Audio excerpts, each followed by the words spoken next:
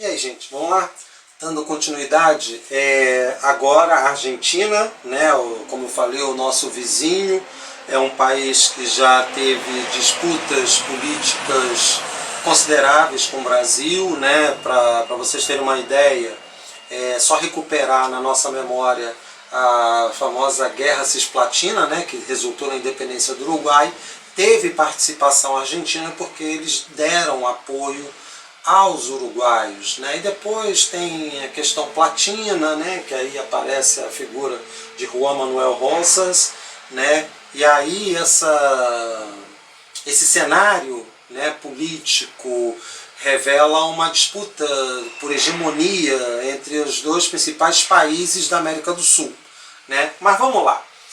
A Argentina, para vocês terem uma ideia, ela tem uma independência bem mais precoce que a nossa, né? Enquanto o Brasil está assistindo, está vivendo aí seus 2 primeiros anos de presença da família real portuguesa em nosso território, a Argentina, através da Revolução de Maio, né, alcança sua independência em 1810. Então, vocês vejam que a Argentina ela alcança prematuramente essa independência.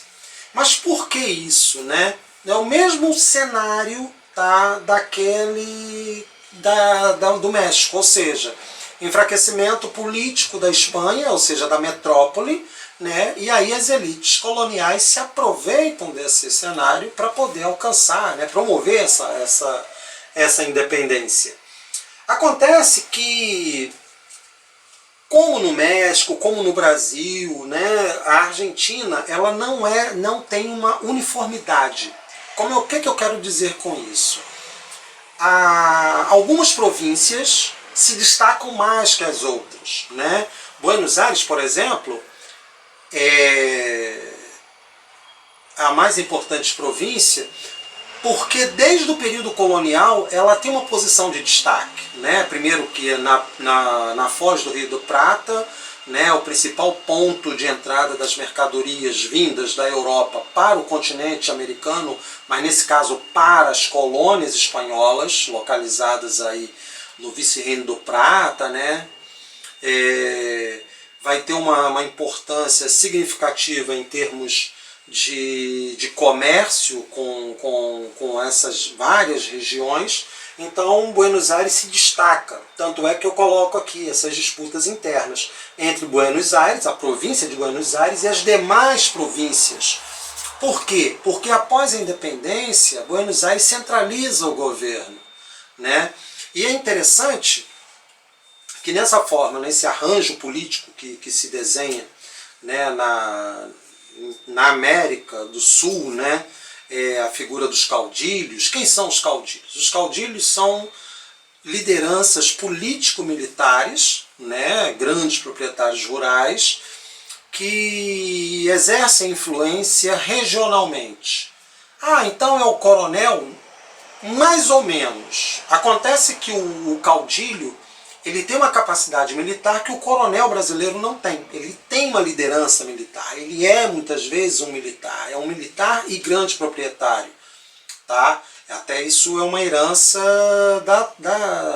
da forma como a América Espanhola foi colonizada, né? Então, acaba que essas disputas internas elas têm reflexo ao longo da história da Argentina, né? Mas, de qualquer maneira, você tem momentos também, não é pensar o país somente pelo viés do conflito, né? Então, o que vai acontecer?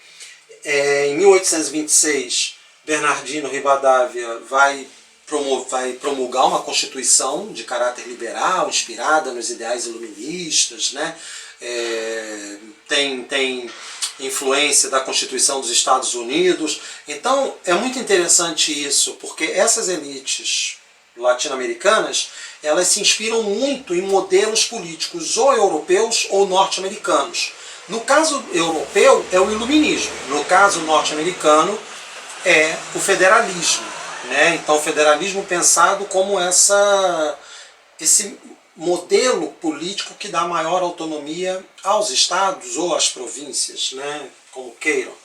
Então, de qualquer maneira, essa Constituição liberal. Mas acontece, tá, como no Brasil, né, nós já vimos, e no México, nós acabamos de ver, sempre teremos uma disputa entre os federalistas, ou seja, aqueles que defendem maior autonomia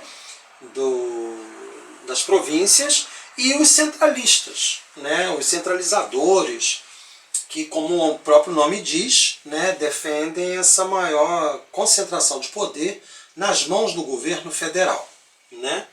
E aí, essas disputas, obviamente, você tem, de um lado, né, as elites, muitas vezes as elites comerciais, comerciantes, né, em oposição aos proprietários rurais. Por que isso? Porque, por exemplo, é uma coisa muito curiosa. Os proprietários rurais, muitas vezes, eles defendem uma economia que incentiva a exportação e dificulta a importação. Tá? Por que isso? Porque muitas vezes o que eles produzem é muito mais voltado para o mercado externo. Já a elite comerciante, ela defende mais o protecionismo, né, em relação perdão, ela defende uma maior abertura econômica, né, ou seja, a facilitação, né, da entrada de mercadorias estrangeiras para que elas possam vendê-las com mais facilidade nos seus respectivos mercados, ou seja, nesse mercado interno. Então as posturas são diferentes, e essas posturas diferentes refletem muitas vezes nas ações do governo, né?